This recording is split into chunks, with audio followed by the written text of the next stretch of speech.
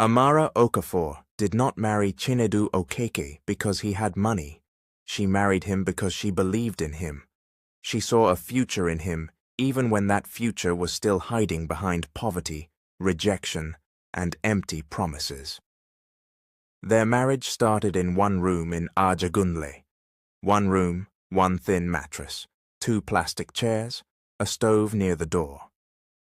When rain fell, water entered through the window, and Amara placed an old bowl there. That was how they began life as husband and wife. Chinedu was a graduate.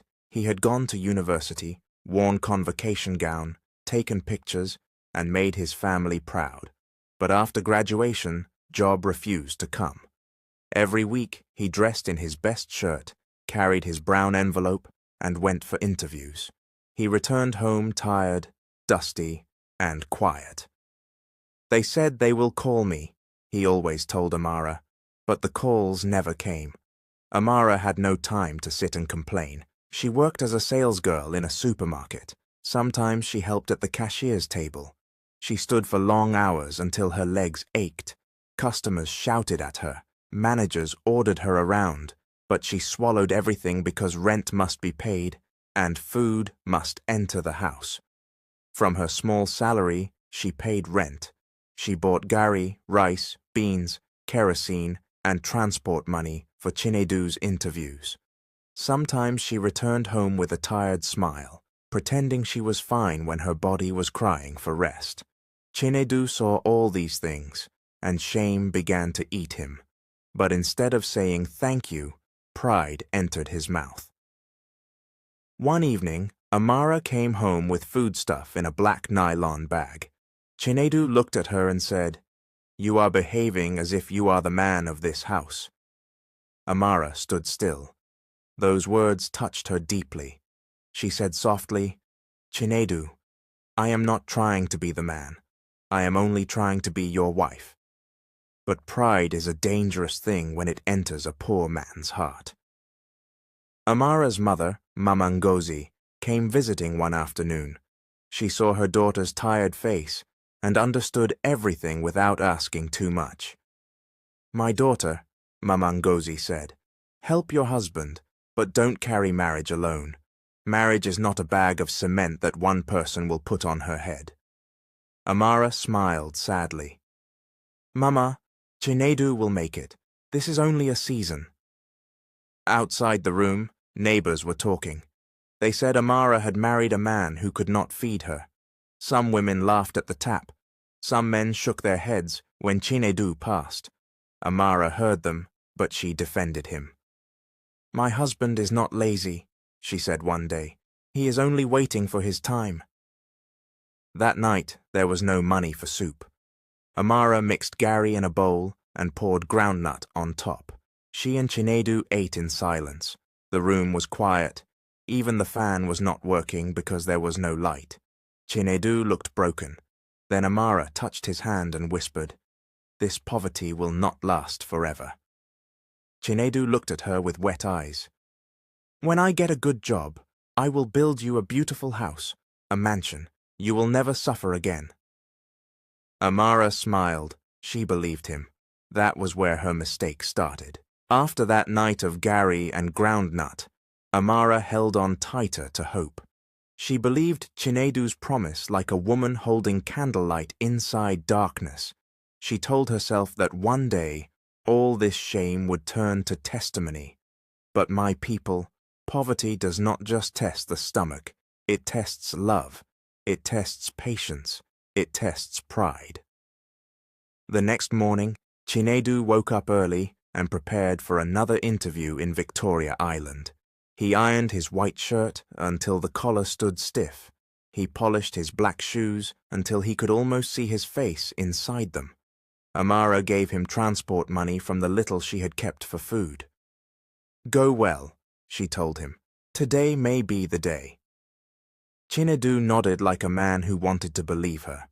He left Ajagunle before sunrise, entered bus, changed bus again, and stood in traffic for hours.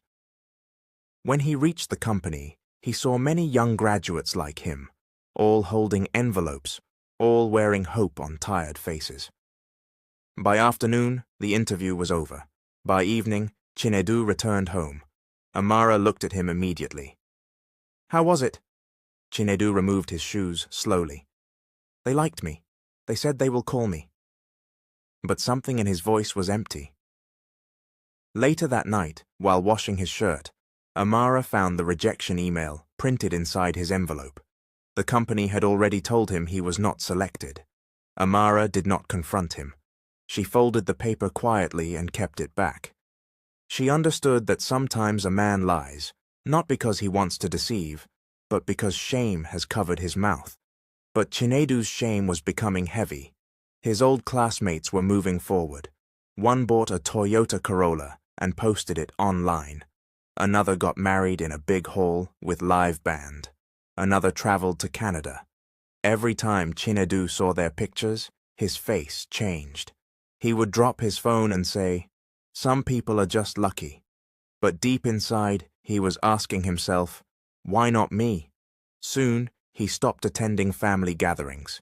If there was burial, he would not go. If there was naming ceremony, he would pretend to be sick.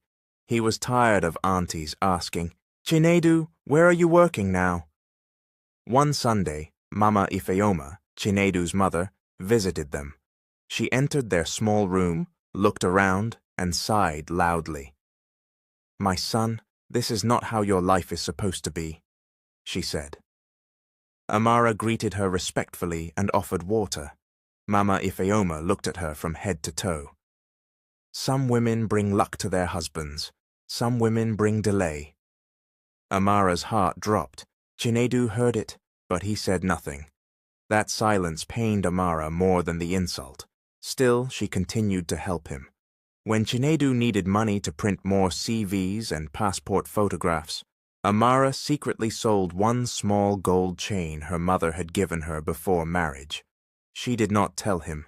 She only placed the money in his hand. "Use it," she said. "Something good will happen soon." Then one afternoon, Chinedu met his old friend Stanley near a betting shop in Oshodi. Stanley was wearing dark glasses, holding an expensive phone, and speaking like a man who had discovered money's secret. "Guy, forget job," Stanley told him. "Salary is slavery. Come into Forex trading. With small capital, you can make big money." Those words entered Chinedu's ears like music. That evening, he rushed home excited. "Amara," he said, "I have found something better than job." Amara looked up from the rice she was picking. "What is it?" Chinedu smiled for the first time in weeks. "Forex. This one will change our lives fast." When Chinedu mentioned Forex, Amara did not understand it well. She only knew it had something to do with dollars, charts, and people making money from their phones. Chinedu spoke about it with fire in his eyes, as if he had finally found the key to their prison. "Amara, listen to me," he said that night. "This is not gambling. This is investment. Stanley knows people who are making 200,000 in 1 week. Amara looked at him carefully. "But Chinedu, where will we get the money to start?" Chinedu became quiet. That silence answered her. The little money in the house was for rent. Their landlord had already warned them twice. Food was not even enough. Amara knew that if they touched that money, and anything went wrong, they would be in trouble. But Chinedu kept talking. "My wife, do you want us to remain like this forever? Sometimes you must take risk to escape poverty." Those words weakened Amara. She looked at the man she loved, the man who had been rejected by company after company, the man whose pride was slowly dying in front of her. She wanted to help him stand again, so she gave him the rent money. My people, that was how the first mistake entered. For the next few days, Chinedu became a different man. He woke up early, opened his phone, watched charts, joined online classes, and used words Amara did not understand. Market structure, candlestick, stop loss, buy entry, sell entry. Amara did not understand, but she smiled because Chinedu looked alive again. Then one evening, she came back from work and met him sitting on the floor, staring at his phone like someone who had seen bad news. "What happened?" she asked. Chinedu swallowed hard. "The market crashed." Amara's heart jumped. "What do you mean?"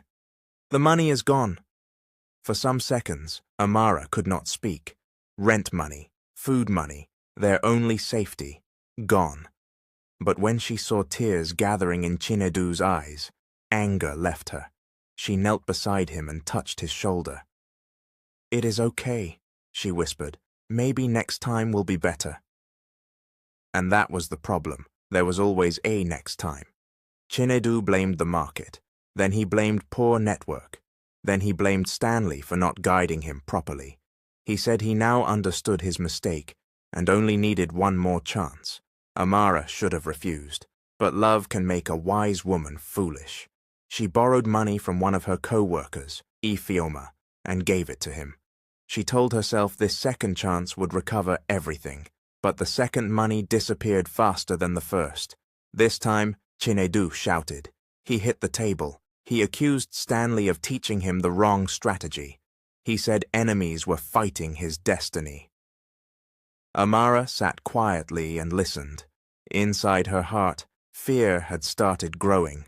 Now she had rent debt, food debt, and co-worker debt. At the supermarket, she began taking extra shifts. Sometimes she skipped lunch and drank water to hold her stomach. When customers insulted her, she swallowed it. When her manager shouted, she smiled. Because at home, bills were waiting. Chinedu, instead of stopping, became more desperate. Forex became like a fever in his blood. He believed one big trade would change everything. He would sit at night, eyes red, phone brightness shining on his face. "Just one good entry," he would mutter. "Just one." One night, Amara woke up and saw him still awake. The room was dark. Only his phone was glowing. "Chinedu," she said softly. "Please rest." He did not look at her. "Poor people don't rest." That sentence hurt her. Still, she moved closer and sat beside him. "My husband," she whispered. "I married you for better or worse. I will not abandon you now." Chinedu looked at her, and for a moment, guilt flashed across his face. But guilt did not stop him. Amara became quiet. Not angry quiet, not wicked quiet. The kind of quiet that comes when a woman is tired but still pretending to be strong. Every morning she woke up before sunrise, tied her wrapper, boiled water, prepared whatever small food they had, and rushed to work. Every night she came back with swollen feet and tired eyes. Still, she smiled at Chinedu. "My husband, don't worry," she would say. "God will open one door." And truly, one door opened. One Sunday evening, while Amara was washing clothes behind the house, her phone rang. It was her cousin, Auntie Bisi, calling from the United Kingdom. Amara cleaned her wet hand on her wrapper and picked the call. "Amara, are you still interested in traveling?" Auntie Bisi asked. Amara's heart jumped. "Traveling? To where?" "To the UK. There is home care work here. It is not easy work, but the pay is better than what you are suffering for in Nigeria. If you are serious, I can help you." "My people." Amara stood there with soap on her hands and tears in her eyes. For many years, she had been praying for a way out. Now, the answer had come like a phone call. That night, she told Chinedu. At first, he was not happy. "So people will now say my wife traveled abroad to feed me?" he asked, his face hard. Amara looked at him with surprise. "Chinedu, this is not about shame. This is about our future." "Our future or your pride?" he snapped. Amara became quiet. She did not want to fight. She knew his anger was not really about her traveling. It was about his own failure. For 2 days, Chinedu refused to talk properly. But on the third day, he asked one question. "How much can you be earning there?" When Amara told him the amount Auntie Bisi mentioned, his eyes changed. From that moment, his anger started reducing. Soon, he became the one encouraging her. "My wife, maybe this is God's plan," he said. "You go there first. Work hard. Send money. I will manage things here. We will build our dream house." Amara smiled, but deep down she was afraid. "How will you cope alone?" she asked. Chinedu held her hand. "I am not a child. I will be fine. Just trust me." But Mama Ngozi was not convinced. When Amara traveled to Enugu to tell her mother, Mama Ngozi listened quietly. She did not shout. She did not discourage her. She only gave her one warning. "My daughter," she said, "when you reach that abroad, don't send every kobo to a man. Love your husband, but keep something for yourself."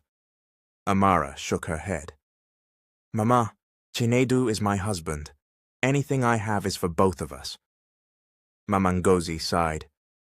"Marriage is sweet when trust is not abused, but still, keep your eyes open." Amara heard her mother, but love had already closed one of her ears. Before she traveled, she and Chinedu sat outside their room one night. The compound was quiet. Somewhere nearby, a generator was making noise. Amara rested her head on his shoulder. "When I start working," she said, "we will buy land. Then we will build a house, not for showing off, just a place where we can rest." Chinedu smiled.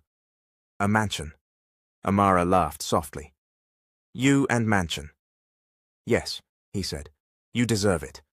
Then he raised his hand and swore. "Amara, no woman can ever take your place. I will never betray you." Those words entered Amara's heart like medicine. The day she traveled, Chinedu followed her to the airport. Amara cried as she hugged him. "Take care of yourself," she whispered. Chinedu held her tightly. "Go and come back with blessings." Amara entered the departure gate, wiping her tears. She did not know she was walking toward hard labor, and she did not know she was leaving her marriage in the hands of a man whose loyalty was weaker than hunger. When Amara landed in the United Kingdom, she thought her suffering would reduce. She thought abroad meant comfort, clean money, and peace of mind. But my people abroad humbled her. The cold alone almost broke her. The kind of cold that entered her bones even when she wore 2 sweaters. The streets were clean, the houses were fine, but Amara quickly learned that beautiful countries also had their own tears. Auntie Bisi took her into a small shared apartment where 3 other Nigerian women were living. The room was tight. Her mattress was close to the wall. Her suitcase stayed under the bed because there was no space.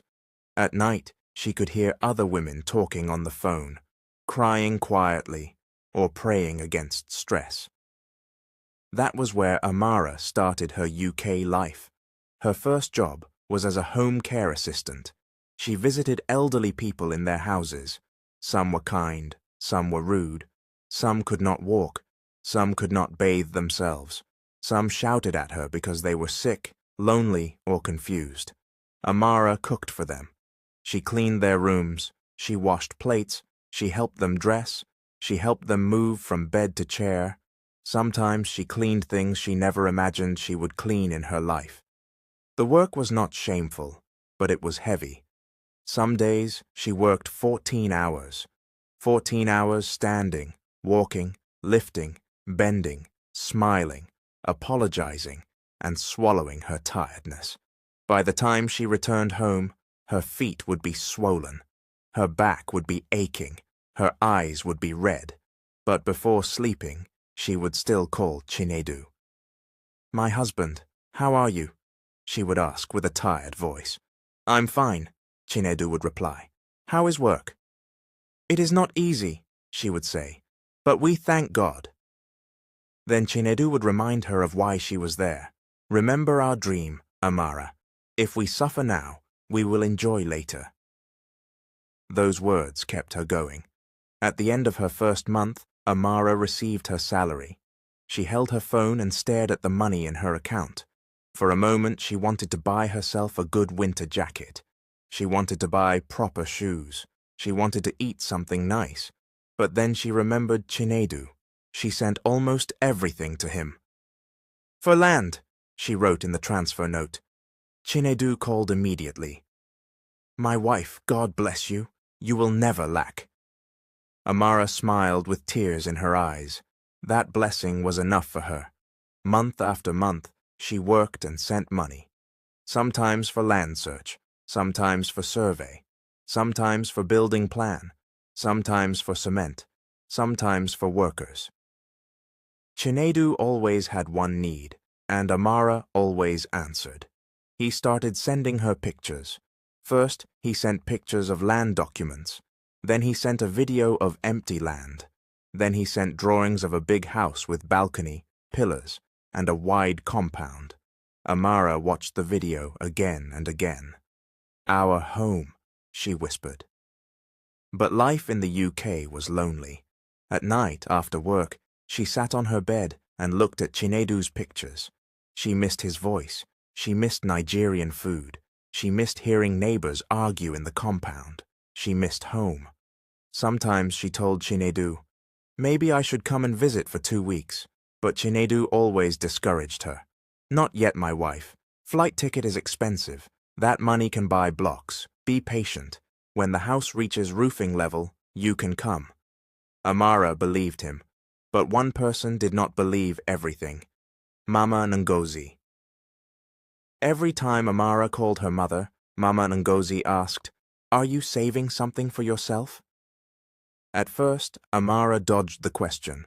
But one night, after a very hard shift, she sat on her bed and remembered her mother's warning. So she opened another savings account. Not because she wanted to betray Chinedu. No. She only wanted to have something small for emergencies. She did not know that small wisdom would later save her life. Chinedu introduced her to Mr. Segun Balogun, a flashy architect and surveyor who wore expensive perfume, dark glasses, and spoke like a man who knew everybody in Lagos.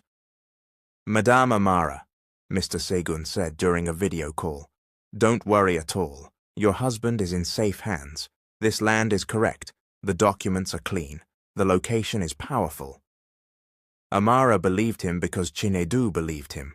But what Amara did not know was that Mr. Segun was not a clean man. He knew the land had problems. He knew part of it was too close to government road expansion. But money had entered his eyes. And once money enters a greedy man's eyes, truth becomes invisible. Chinedu paid for the land with Amara's money. The day he signed the papers, he stood on the sandy land and made a video. My wife, this is ours, he said, turning the camera around. This is where our mansion will stand. Amara watched the video in the UK and cried. Not loud crying, soft crying. The kind of crying that comes when suffering begins to look useful. Soon, foundation work started. Blocks entered the land. Cement entered. Sand entered. Workers entered. Every week, Chinedu sent pictures. One day he would send a photo of the foundation. Another day, he would send a video of workers carrying blocks. Another day, he would show pillars rising from the ground. Amara was happy, but Chinedu was changing. At first, he used to say, Amara is building our house. Later, he started saying, I am building my house.